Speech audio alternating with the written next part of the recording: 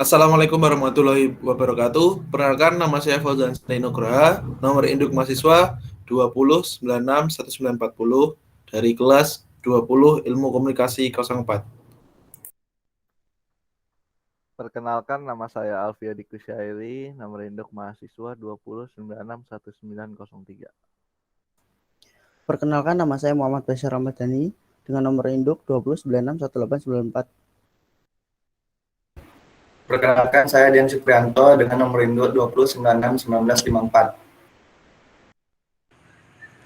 Perkenalkan, nama saya Dimas Aulia Bagus Ramadan dari kelas 20 IK4 dengan NIM 20961946.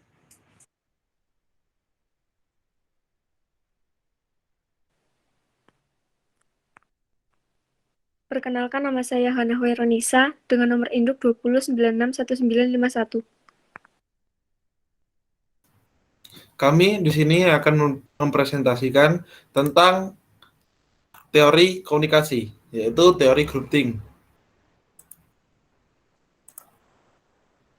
Dasar pemikiran teori grouping merupakan menurut Irving Janis 1972 adalah istilah untuk keadaan ketika sebuah kelompok membuat keputusan yang tidak masuk akal untuk menolak anggapan atau opini publik yang sudah nyata buktinya dan memiliki nilai moral.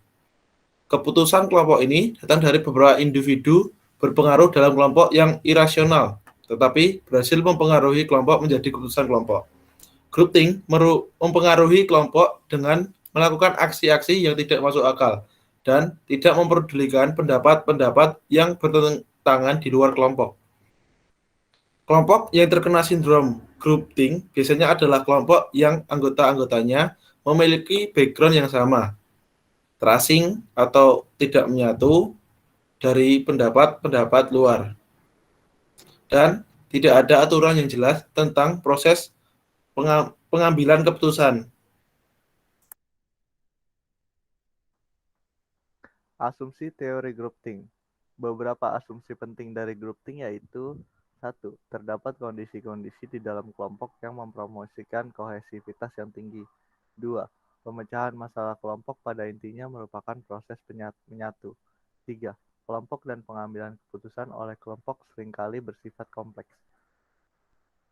Asumsi pertama menyatakan bahwa kelompok memiliki karakteristik yaitu kohesivitas. Pengertian kohesivitas mengacu semangat kebersamaan atau esprit de corps yang tinggi, di mana secara anggota kelompok memiliki kemauan untuk saling bekerja sama dalam batas-batas tertentu. Asumsi yang kedua menyatakan bahwa persoalan pemecahan masalah yang terjadi dalam kelompok merupakan kegiatan yang selalu ada dalam kelompok kecil. Anggota-anggota di dalam kelompok kecil akan berusaha untuk saling berhubungan satu sama lain. Dan asumsi yang terakhir mengacu pada situasi yang terjadi pada kelompok pengambilan keputusan dan kelompok yang berorientasi pada tugas.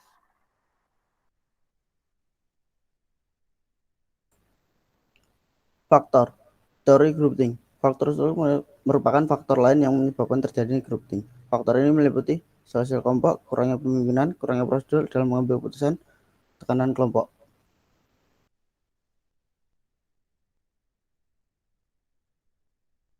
Upaya menghindari. Fenomena yang umum bukanlah patokan khusus bagi kita semua untuk lantas menjadikan setiap hal mengalir tanpa ada intervensi yang bersifat progresif.